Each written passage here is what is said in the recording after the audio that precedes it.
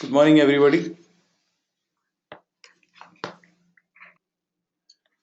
Once again, thank you for joining us. So, I think we can begin now.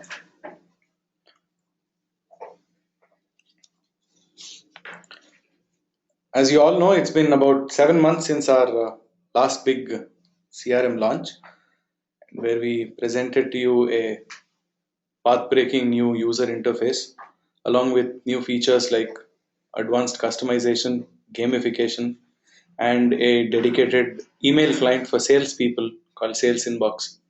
There were a lot more features as well. But what we've been doing in the past 7 months was that we've been working really hard so that our customers and you, or our partners, can sell smarter, better, and faster. So let me quickly show you an overview of what all that's new now. The first in the list is Zia. That's the AI powered sales assistant. Now, for most of you who'd follow the tech trends frequently, you would notice that artificial intelligence is something that's been growing in interest, and there's been a lot of noise around this subject. And we thought, what use is any new emerging technology if it is not useful to help you sell better, right? And ordinarily, your CRM is still an acting assistant to a sales rep, but is it smart enough? And that is where being smart can make all the difference. Where Zia is powered by AI, it can be a smart assistant that can give you interpretations, solutions, and predictions. One of the best features here is a best time to contact. Now, whenever you have leads coming in, where you have contacts and you need to contact them, be it over phone or email, based on past interactions, Zia identifies which is the best time to contact a certain lead, a certain person. And where you see at the right hand side here are certain some of the times to contact in that screen. Some another thing that Zia does is to suggest macros. Let me take a small case where when you have a steady stream of incoming leads, and usually for any fresh lead, you would send out a welcome email, or you would assign a task to maybe contact them and make initial contact, right? So when you repeat a certain macro for 3 times, this macro gets auto suggested to you the fourth time, and that's how the system learns one event after the other. Something else that Sia does is identify a trend in your team performance. So whenever a performance is at a certain level, there's a trend chart that gets plotted, and any deviation from that trend is marked as an anomaly. So if you see the red dot here, and you see the one in amber is the projected, that is the trend, while the blue line is the actual performance, and wherever the red dot is marked, that is where the anomaly is marked. Let me now move to conditional fields. And in the last release, we introduced multiple page layouts to you, where that could take your customization game quite ahead. And this time we are helping you do that further by introducing conditional fields. What happens usually is, normally on all form fills, your salesperson has an array of fields that they need to fill when they fill out. And for most of you salespeople out there, I know filling information, filling forms is not a very exciting thing to do, but nevertheless it has to be done. But then, do you need to show all those 50 fields at once? Can't there be a dependent action? Now, if you look at it this way, in the screen, for example, now we'll take a more detailed use case in the demo that follows. Let me be a little quick here to point out that what is the advantage of this is way faster form fills and a much clutter-free interface. So you'll have simpler looking forms. And as I said, we'll explain that in the demo portion. So let me jump over to the next feature, that was Sales Signals platform. What we did with our last release was will give you sales signals that help you sell in real time. They give you real time notifications for customer actions across all touch points like social media or help desk or customer surveys, for example. Now, what we are doing now is, let me ask you this question. We had a preset uh, set of things that from which you can get sales signals, but your business use is not limited to these apps, right? Many of you can or would like to use many more apps, but how about the sales signals from there? And that's exactly what we've done. We've integrated with way more vendors like Mailchimp and SurveyMonkey and the others that you're seeing here. And the best part here, however, remains that Sales Signals has an open API, and you can actually take this and integrate it with any other third party app, even the ones that are not mentioned here, anything, provided they support the API, of course, and have a real time incoming stream of sales signals into your CRM account. I'm sure many of you are fans of Slack, and if not, at least you've heard of it because it's in fact, the most popular team collaboration tool out there. And we think it's a really good thing when something as powerful as Slack meets one of the most effective CRMs out there, because what results in is amazingly high productivity per sales team and per salesperson. So you can share graphs, you can share your dashboards, you can share all sorts of information in your Slack channel, and that can go a long way in boosting your productivity. Uh, Another good addition this time has been Office 365 integration. Now, O365 can integrate with Zoho CRM to sync users, contacts, as well as calendars. What you additionally also have is a complete CRM context to your Office 365, and I think we will cover this in. I mean, we will not have Office 365 integration for today's demo, but we will surely cover it in the near future. And coming to telephony, I'm sure most of you depend on still the old school telephone to make your sales calls. I'm pretty sure most of you use the email, but then there's nothing like a real personal telephone call. And when you're talking of telephony, you need to make calls from within your CRM. What we've done this time is that we have 14 new fully integrated call management solutions that we've integrated with, that range from Jive to AT&T, Office at Hand, and all the providers that you see here. So you have many more choices that you can choose from. And if any of you partners out there, if you have an ongoing deal or any negotiation that's happening with a call center provider or anyone who's actively involved in a telephony integration, well, you just have more choices for your customers. Let me now introduce you to scoring rules. Many of you all of you depend on incoming leads. And when leads come in, you have a steady stream of leads, but what do you prioritize on? You still have only 24 hours a day and you still have a sales cycle to complete. But how are you sure which leads are giving you or have the potential to give you a higher return? The key is in associating a number to them and quantifying them. And how do you do that? If you think that people who have called you by the phone are more interested than someone who has just visited your page, yes, then so be it. You can just change the lead source as an incoming call and you can assign it a higher lead. At the same time, you can add or subtract a point anywhere between the scale of 1 to 10. We'll again run this through in a slightly elaborate manner in the demo. And you can also score email insights, survey, and your campaigns.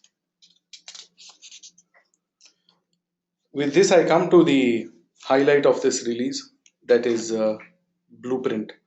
Now, as many of you have started this journey of yours by most of you, I'm sure, are founders of the companies that you're running now. And when you would have started, maybe you were two people enterprise or three people, four people, and when you were of that size, I'm quite sure it was not a very daunting task to manage your sales team, because you could have personal supervision over everything that happened. But as you grow, your team grows, revenue grows, you have your team is 50 people now, 100 people now. But how do you ensure the same level of quality, the same, or let me put it this way, how do you ensure it happens your way, even with such a large number? You need to have a competent business process for that. And when we're talking of process, you need to design, build, and deploy good business processes, or rather, let me be more clear, sales processes. And this is what you get to do with Blueprint. You can build, create, build, and repeat these processes so that you get a better degree of compliance from your team. You make sure uh, whatever you want is followed, and also that you can understand which of your sales processes works best and actually choose the one that you would like to repeat. Uh, Before moving on to the demo, I'm just giving you a small edition comparison here, where Blueprint would be available from the Enterprise Edition and above, while scoring rules is from Standard and above, Conditional Fields and Zia for Enterprise Editions, while Sales Signals platform is for all editions, including the free edition, and Telephony, Slack, and Microsoft Office 365 are for all paid editions.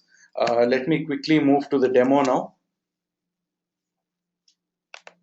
And for the demo, Money will be taking our demo, and I'm sure most of you know he's our COO, and he has been personally involved in the development of this feature.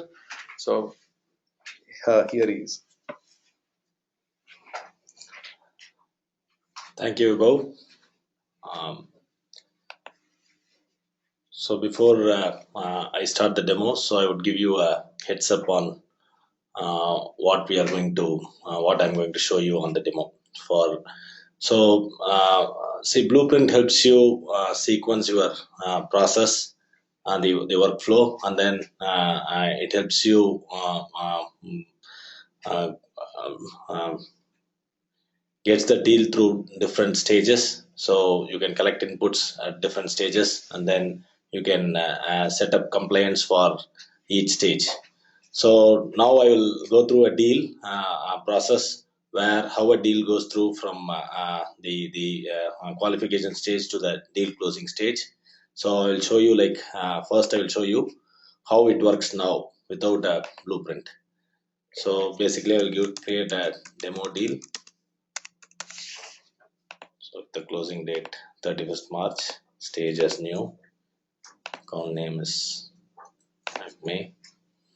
So now I save this deal. So you can see that the stage is editable. So now as a sales owner, deal owner, the stage can be moved from new to anything. So for example, it can be moved to contract sent without being qualified or without negotiation is being completed. So, or it can even go to contract last or contract one, so whichever stage. So similarly, right, so I can say again edit, move it to qualified. So you can really see that there is no sequence here. So the administrator of a CRM cannot specify a sequence and mandate the sequence for every salesperson. So when your organization is growing, so you cannot have such unrestricted process where your sales team, each one can go through different stages, right? Each one can follow different sequence.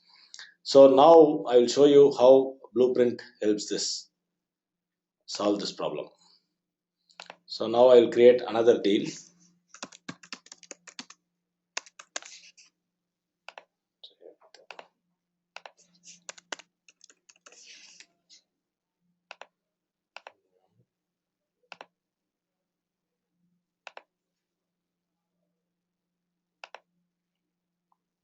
So you can see that there is a current state which is new. Then there are transitions that is shown, which is qualify and last. That means the stage is locked. So now what Blueprint does is, for each state, it allows you to specify what is the next possible transitions available. So for a state in deal state in new, the only transitions allowed are qualify and last. So now if the deal goes to the qualification, so I change the closing date to say June 30th, number of users to 100, node says qualified, and then I save it.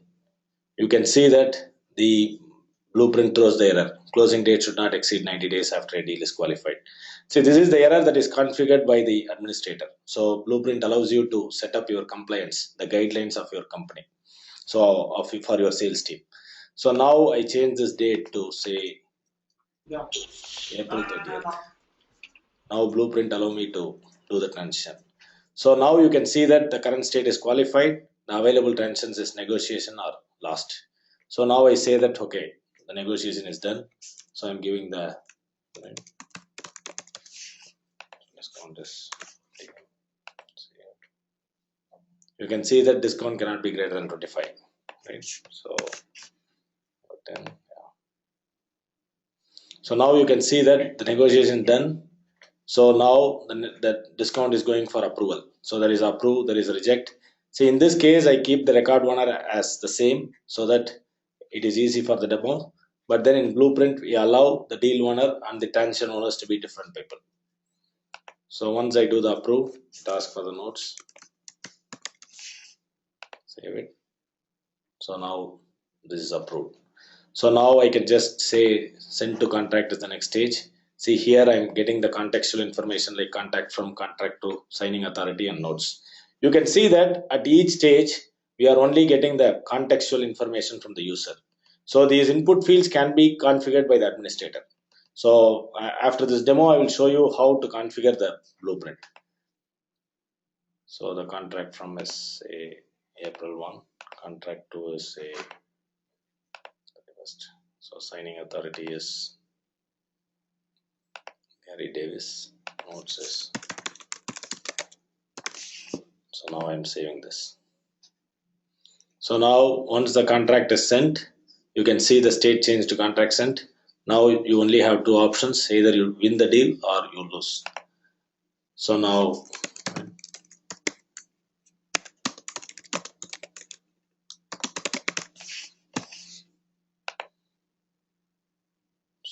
you can see the deal is closed.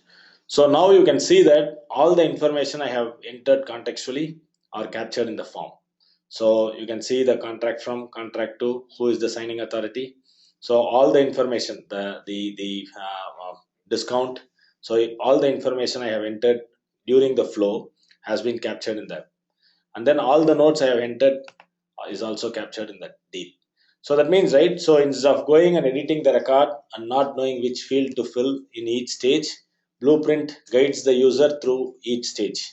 So Blueprints make sure that the user fills the right information at the right stage. So that helps you in uh, taking reports. So because in most sales process, the problem is like most of the time sales guys don't enter the data. So Blueprint makes sure that all the data is being entered by the salespeople. Now I'll go to the configuration page where how this Blueprint can be configured. So it is in setup, automation. Under automation, you have the Blueprint option. Blueprint is available for all modules. So you can choose any module and set up Blueprint. Even for custom modules, it is allowed. And so you can have your document review process or your legal review process, all those through the Blueprint. So I go to the deals, I create a new Blueprint.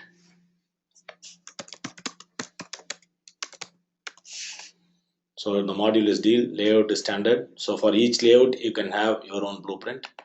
So Blueprint runs on a pick list value. So in this case, for the deal, we choose the stage.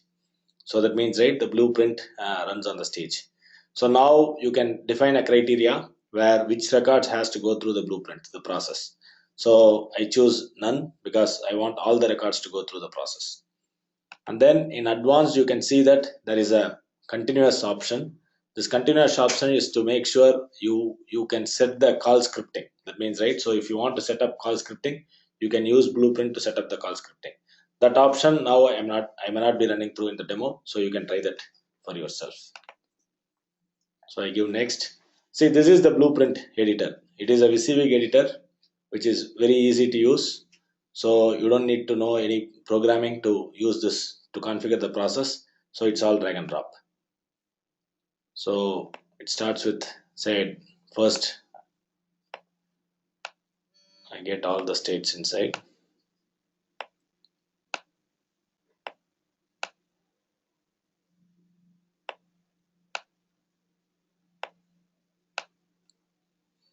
So the first step we need to do is like specify the sequence. So in what sequence the deal should go through. So here from the new it has to go through the qualified. From qualified it has to go through negotiation done. From negotiation done it is to approve. From or reject. From approved it should go to contract sent. From contract sent it is closed one and it is closed last. So from reject we want once again to go back to negotiation done. So this could be named as renegotiate.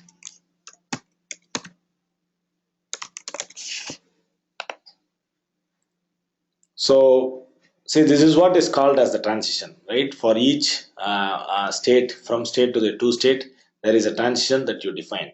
And then transition has three different properties. One is the before transition, the other is the during, the other is the after. So in the before, what you specify is the owner who can do the transition. So the owner can be the same as record owner, or the owner can be a different owner. Say by configuring the owner here, what you are setting is like you are telling the person who could do the transition, who could see the transition. So the other users cannot do the transition at all. So that means, right, it will be, the stage will be locked and none other than the transition owner can do the transition. And then there is a criteria which is like when is the record ready for the transition. Say for example, if the record is not ready for a transition, then the transition will not be allowed. In this case I'm just giving record owner in before. So now coming to the during, this is where you see the input fields whichever I have filled. So this is where you have to configure that. So now I'm saying notes as mandatory. Then I add a field. I say like say discount I want to get here. So and then I want to add a validation where discount is less than 25% and say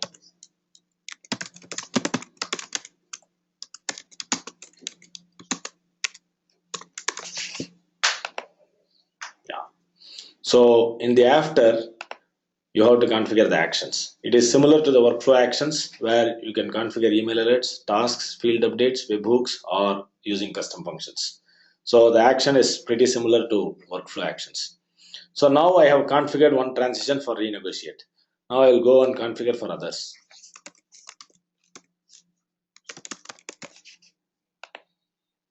So for the first transition, I want to give anything. So it is the same as the record owner who can do the transition. Here I want to give qualify as the transition. I save this. So in before it is the record owner. I am keeping the criteria empty. So or I can right in during I want to give notes as mandatory. In qualification I want to get the number of users. Then I want to get the closing date. Here I want to set a validation rule for closing date where the date should be less than 90 days. So closing date cannot be 90 days.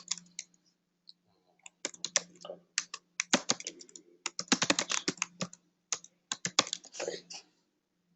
So this is the alert message you will see when the closing date exceeds 90 days when a deal is qualified. So now I can reorder this. So I can push this down. So I can keep the closing date as the first one. Yeah. So any reordering you can do. Now the qualification is set. Then after qualified, I want to set the negotiate. Save. So it is the same user in during.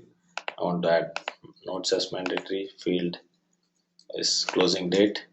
Here the closing date has to be, say I want to say less than 30 days.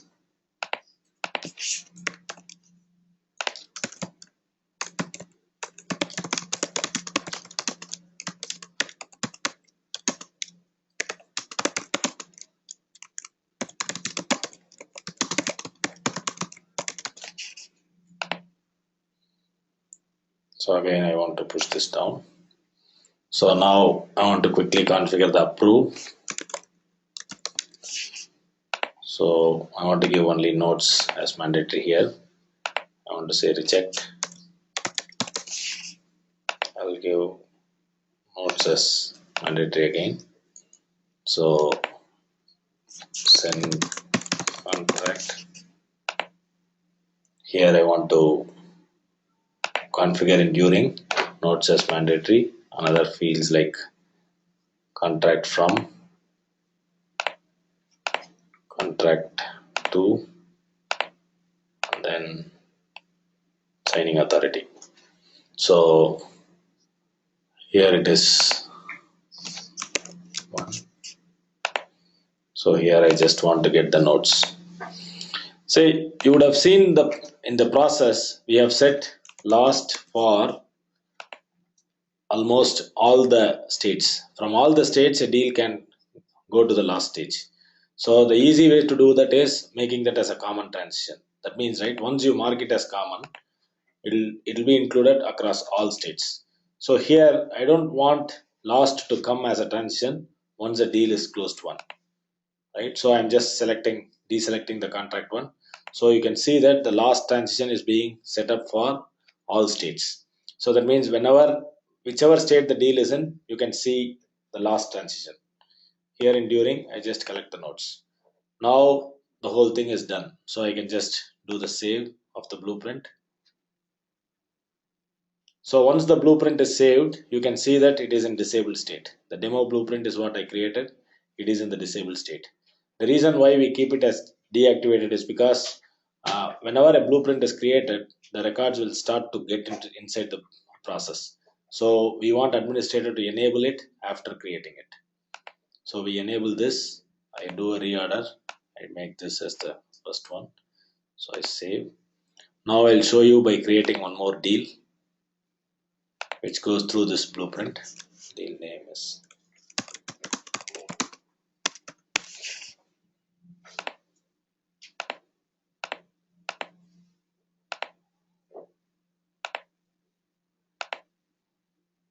so you can see the qualify and last that is coming. So the last is the common transition I set up, which comes for all the states. So here it asks for the same. So I'll just enter one.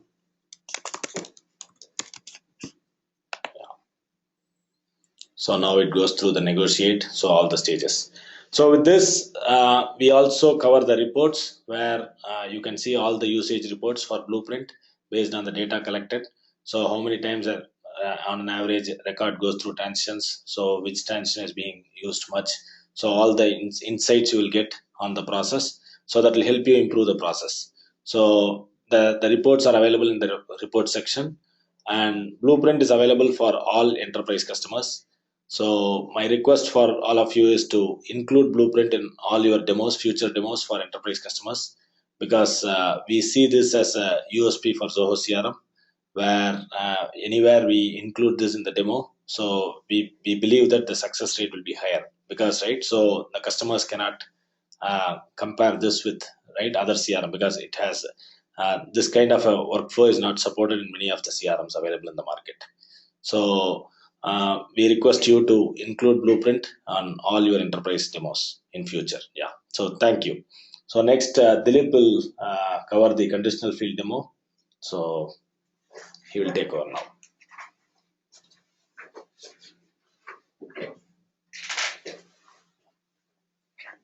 Hello, everybody. Hi, this is Dilip. Thanks, Mani. So Vibho was explaining about some gist about the condition field. You might be aware of this feature. It's a much awaited feature Um, I would like to go through a quick demo about it. And since I was just saying it's a condition field, um, as he was explaining, it fasts the form filling and it removes the clutter of the form. So just take this example. So I'm onto the insurance domain and I'm receiving a call based on a particular insurance. Say, for example, for the travel insurance, I get a call, and this is the entire form that I used to see. See, it has got all necessary information, which has got the health insurance, which has got the travel insurance, which has got the vehicle and the payment details. Everything put inside one big form. It's a huge heap of information being dumped in one place. So if I want to fill some information about the travel, I have to, search about what field I want and where it is, and then I have to fill it up. So it's a complete chaos of a lot of information. So how to, tackle these kind of situations in a much simpler way? So you can see the form now here. It's a big form, and let's see how it looks, when the condition fields are applied.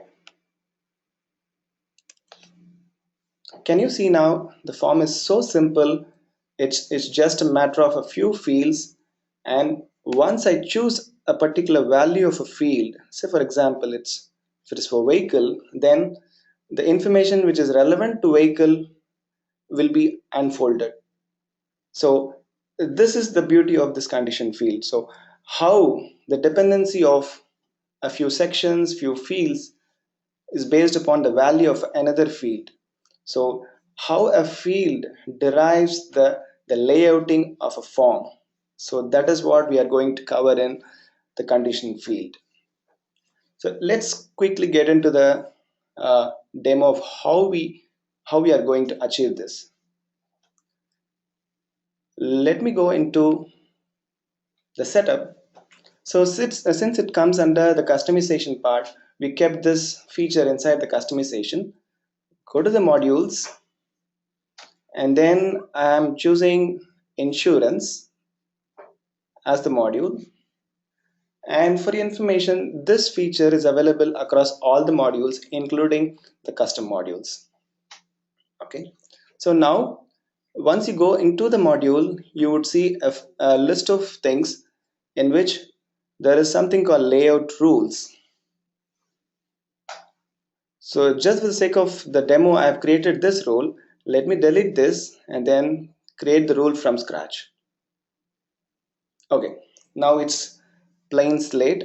Let me start creating a rule which defines a layout for me.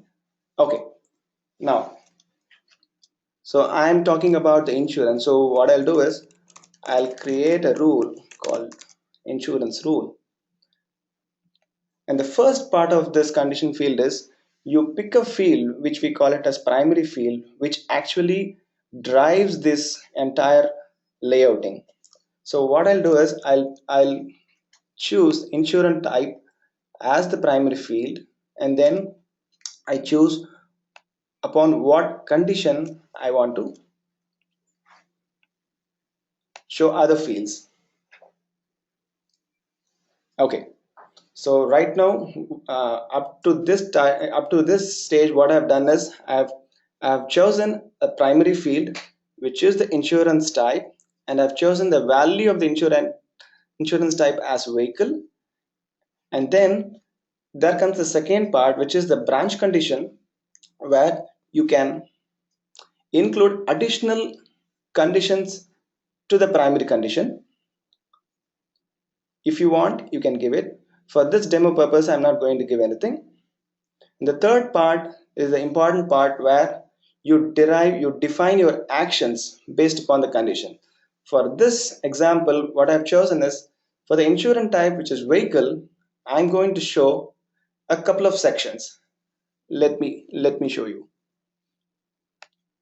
So since I'm choosing insurance type as vehicle, I'm going to choose vehicle information and then the payment details. So these are the two sections I want to show it off. Now, so I have created a particular condition for which the section will be shown. Now there will be options for you to choose another option for the same field. In this case, what I'm doing is I'm going to choose, the first one was vehicle, and now I'm going to choose travel. Okay. Now, if the insurance type is travel, what I'll do is I'll try to show off a couple of sections. For its travel, I'll choose travel information and then the payment details. So like that, you can keep on, growing up your conditions based upon each and every condition. You can set sections and other stuffs.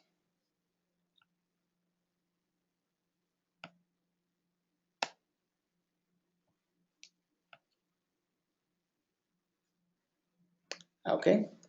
So I am done with the first stuff. So what I've done is, um, so I have created a few conditions. For each and every condition, I have defined a few actions to it. So there are three different types of actions. So the one is showing the fields based upon the condition. The second one is showing the sections, and third one is setting a few fields mandatory. So in this particular example, I've chosen the Zoho accent. Now, so I'm done with the first rule. Let me go into the creation part of the insurance, and I can show you. So you can see there are so many sections previously. Now it's all hidden. That will be unfolded once you choose the appropriate values for the field insurance type. Okay, let me choose vehicle. Now you could see I have chosen two sections to be shown if the value is vehicle. So you can see the vehicle information and the payment detail. The same thing applies for all the other values as well. For the health, the family information and the details. And for travel, the travel details. So hope you can just imagine the power of this feature. Now let me get into another example.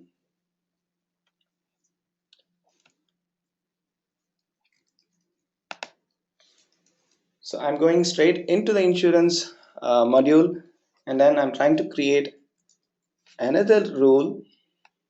Say for example, marital status. Okay. So the primary field I'm choosing is, so if the marital status is married. Okay. Now, if the marital status is married, then I'm trying to show a field which is something like spouse name and marriage date. Okay, I got it. Fine. So if the marital status is married, then I want to show off these two fields. So this is possible. Another thing which could be even more appropriate is, probably I can set a few mandatory fields for this condition. See, since I've chosen marital status as married, probably the spouse name I can make it as mandatory. Now I am done with this second example, which is very straightforward, wherein if the marital status is married, then it will show off a couple of fields in which there are two fields being shown, and in which the spouse name I made it as mandatory. Let me go into the creation part, and let us see how it reflects there. Now, so this is the form, and now I'll choose health, and you can see by choosing the health, the family information and then the payment details are shown. Now Inside the family information, there is another field which is called marital status, which is none by now. Now, if I choose single, nothing prompts out. If I choose divorced, nothing. So if I choose married, then automatically the couple of fields, the spouse name and the marriage date, are shown now. Added to that, I have made the spouse name as mandatory, so it just shows me as mandatory. So now you could grasp what this feature is all about. So based upon a particular value, the rest of the fields can be made visible. At the same time, not only just with the fields, it can be for the sections, and also you can make a few fields mandatory. So this is a very simple feature, but it is a very powerful one, and this feature is available for the enterprise editions. As of now, it will be open in phases, and pretty soon it will be open for everybody. And we have few people on board. If you have any questions, please feel free to ask. We are more than happy to answer them. Over to Vibhav.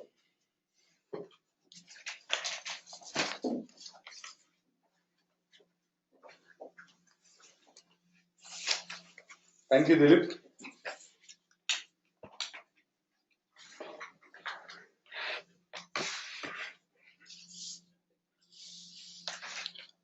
Let me take you through an overview of Zia first.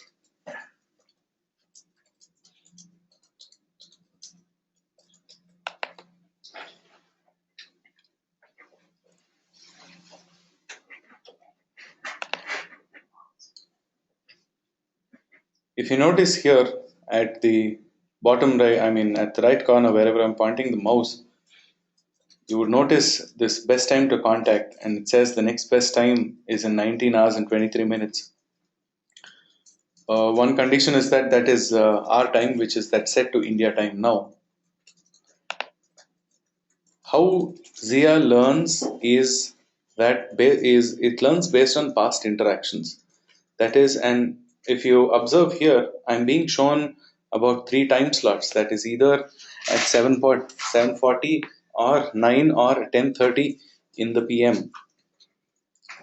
And when I scroll down, you notice that more or less the calls I've made have been around for approximately at that time, which is why I'm being shown that the best time to contact is at this specific moment. Another part where Zia actually shines very well, and have you noticed this little red blinking thing? That's where you have, once you open that opens up a small snippet where shows you an overview of whatever was the trends that followed. And to give you a more detailed view of the trend analysis,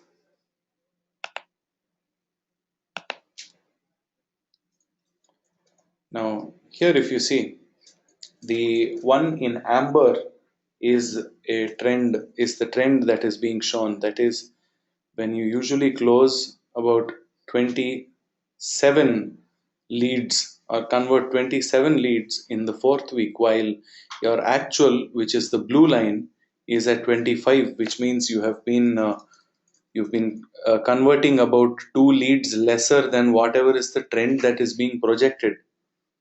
And wherever is a red dot, is that it means you have an anomaly. That is, the deviation between your trend and the actual is a considerable number. So if you notice here, the difference is 50 versus 49, so which means I've created one less deal. So that is, I know it's still a deviation, but let's assume that's still an acceptable deviation.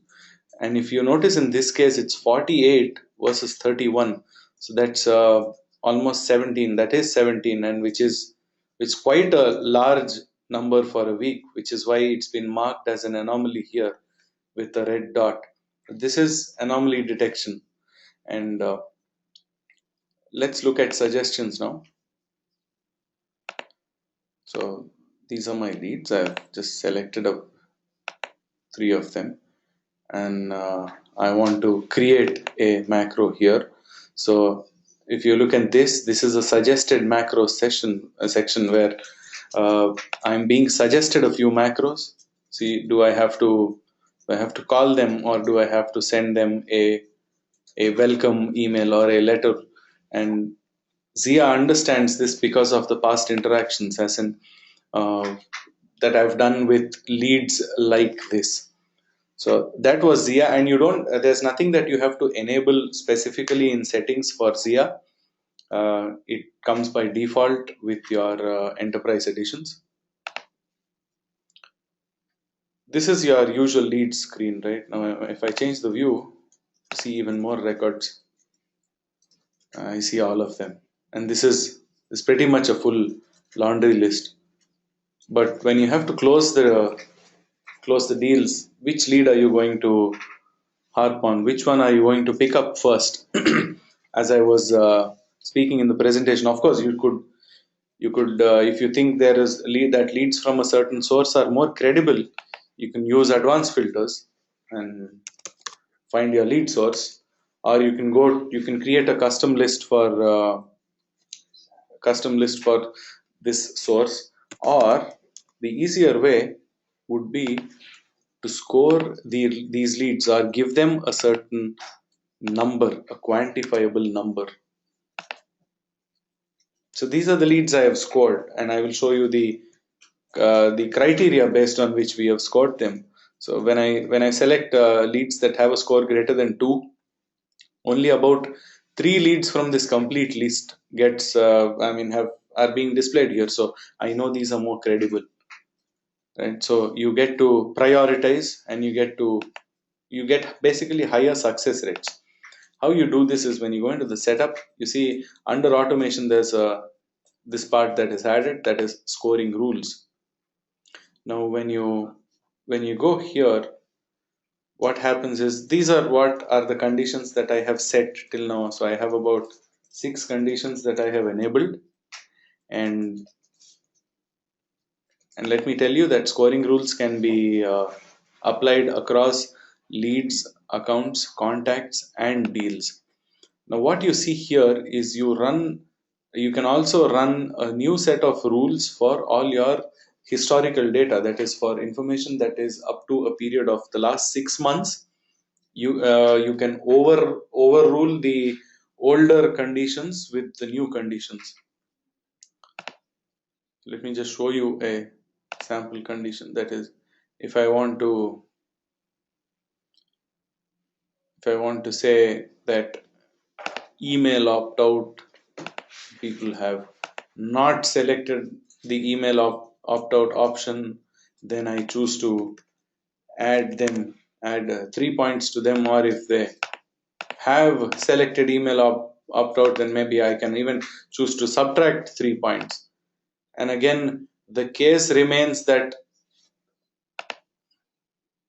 you see, so I have added a condition here, and I can delete these conditions at any point, and again run this rule across for all the historical information that I have. And again, I can for whatever are the channels or the touch points that are supported by sales signals, all these can have numbers associated with them in scoring rules. And how you can score on a scale of 1 to 10, where 1 is the minimum and 10 is the maximum, and you can actually subtract from 1 to 10. That is 10 points per condition. Which means you can add it for your email insights. I mean, for most of you who send email marketing campaigns, for every mail that bounces back, you know they are not a very credible lead, so you can subtract some points for that. And if you know that any of your leads have participated in a survey, then you know that they are reasonably interested, which means you can add a certain score to them. And with that, we come to the end of this session. Some of you have been asking for the edition comparison. So I will, let me show that to you now.